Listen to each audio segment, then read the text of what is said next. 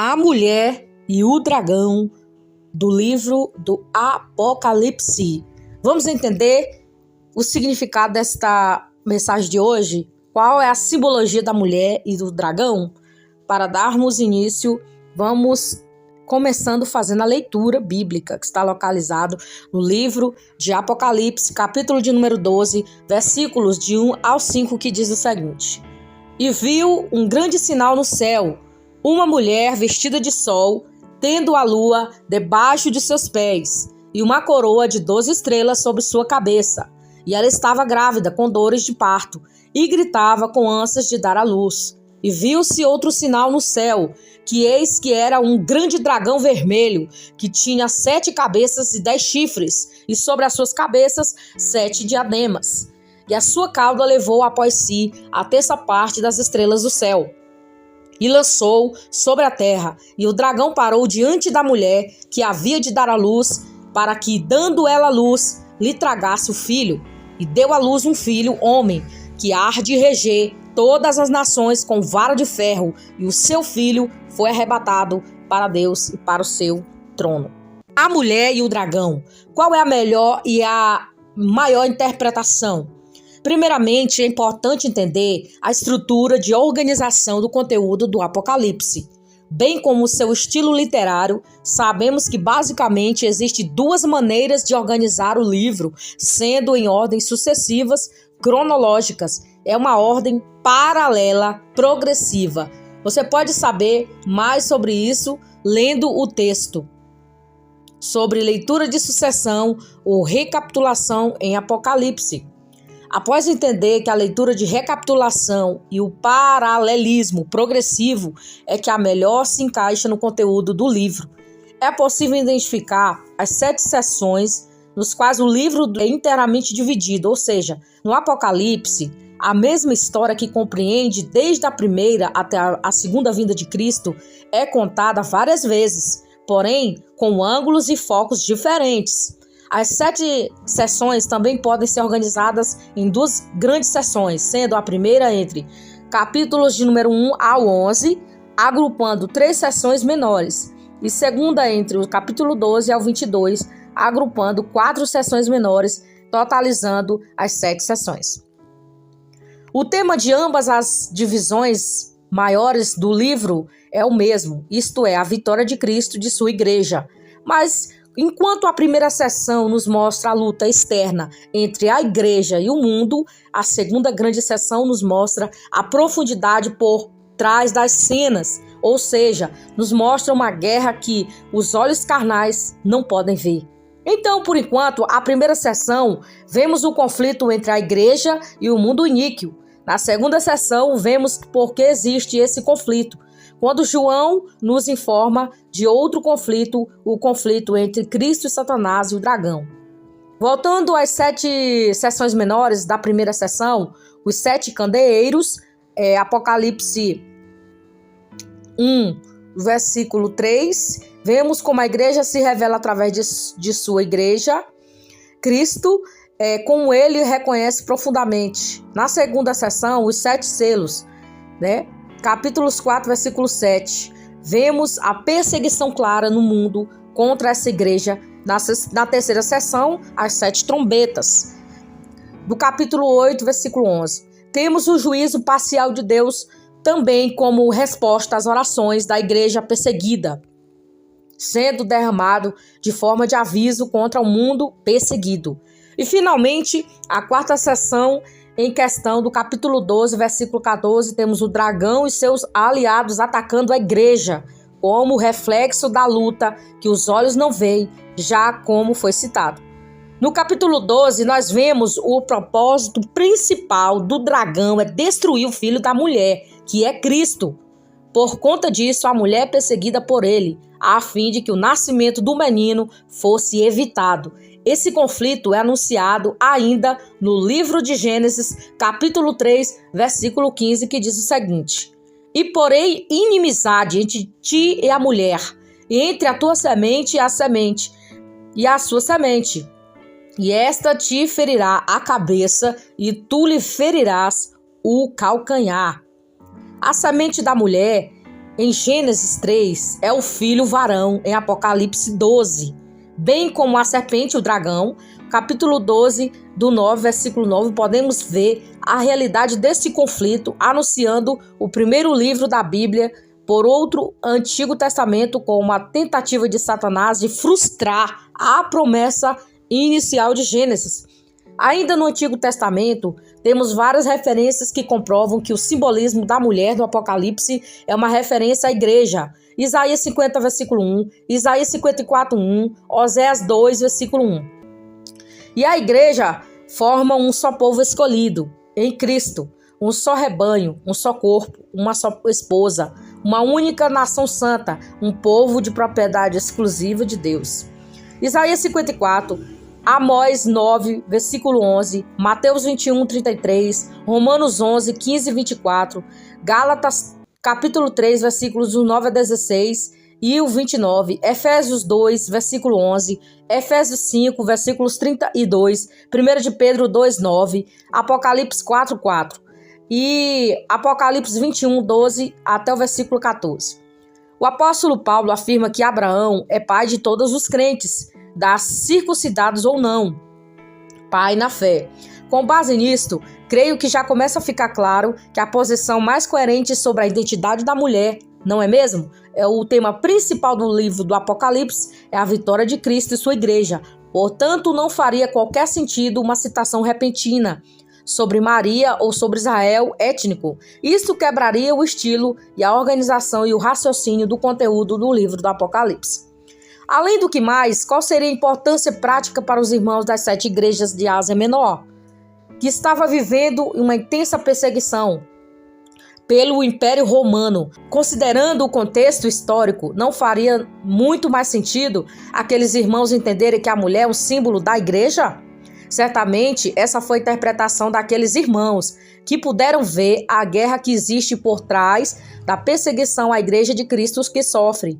É claro que Maria está incluída como um membro que desempenhou um papel fundamental nesse grupo, simbolizando pela mulher, bem como a própria Israel, a qual tivera a revelação especial de Deus, Romanos 2, versículo 3, e formava a igreja no Antigo Testamento. Embora claramente não devemos entender que todos os judeus do Antigo Testamento fizeram parte da igreja. Portanto, há diferença entre Israel étnico e o Israel como igreja no Antigo Testamento. Logo, a mulher é um símbolo da única igreja de Cristo de todos os tempos. Para uma melhor compreensão, devemos perceber que o capítulo 12 primeiramente enfatiza a igreja do Antigo Testamento. Após o versículo 13, a descrição passa a incluir os santos da nova dispensação, enfatizando a igreja do Novo Testamento ao versículo 17. Deixa isto muito claro ao dizer que o dragão foi pelejar contra os restantes da sua descendência e os que guardaram os mandamentos de Deus e têm testemunho de Jesus. A descrição da mulher. O capítulo 12 faz uma descrição da mulher. Ela estava vestida de sol, versículo 1, o que significa que ela é gloriosa, exaltada e reflete o brilho da glória de Deus. Ela tem a lua debaixo de seus pés, versículo 1, isto é, ela exerce domínio pela autoridade ortogada pelo próprio Cordeiro. Ela tem à sua cabeça uma coroa de 12 estrelas, versículo 1, ou seja, ela é vitoriosa, ela é vencedora.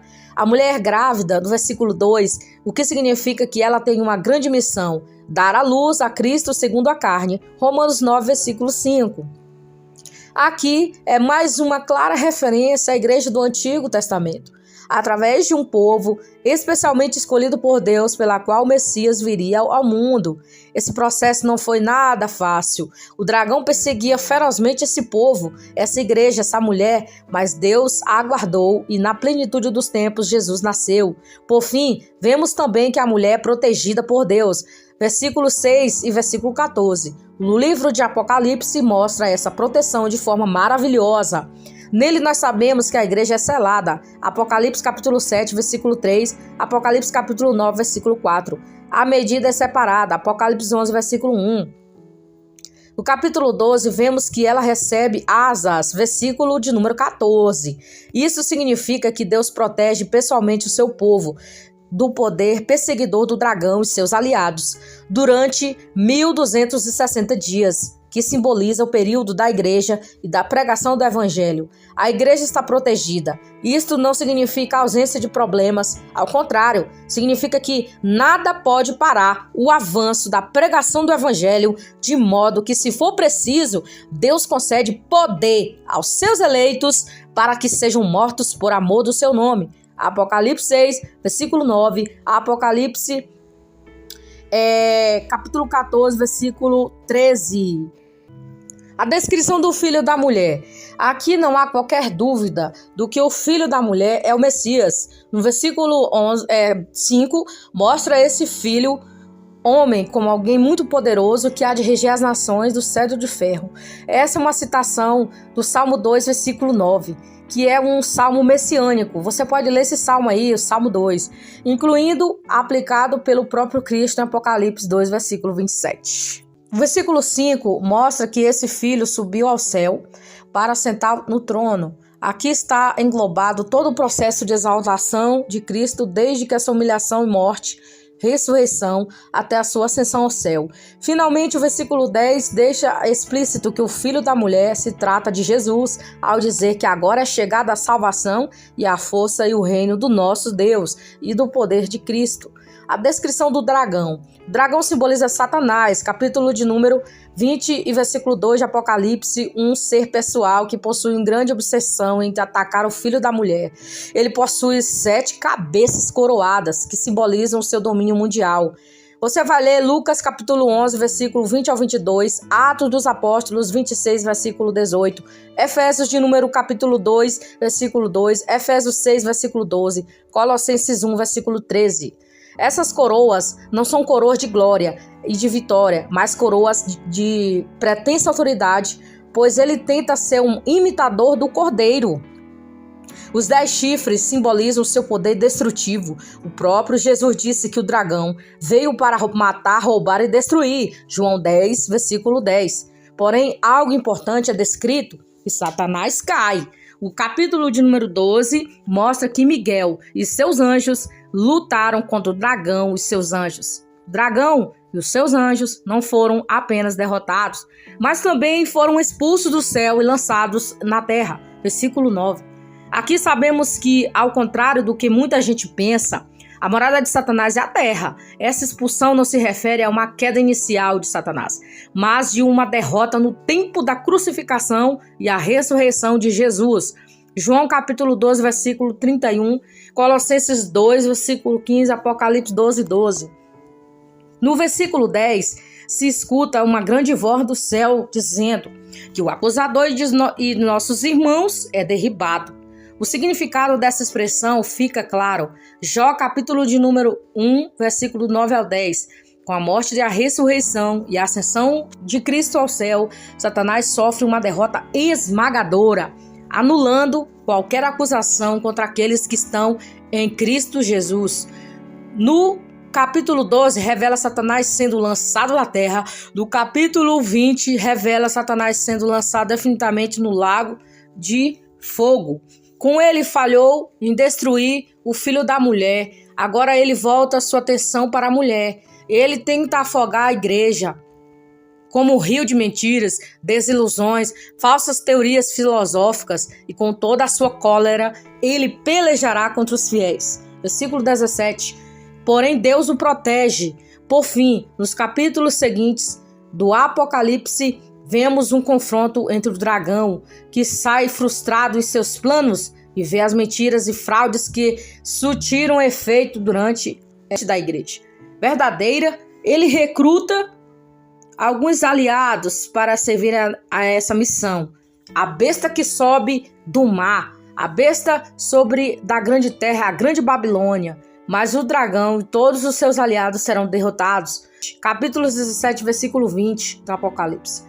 Para concluir essa mensagem de hoje, nós vemos que existem várias correntes escatológicas, pois possuem algumas referências e algumas dificuldades. Isso pelo simples fato de que a segunda vinda de Cristo é a consumação da presente, que ela ainda não ocorreram.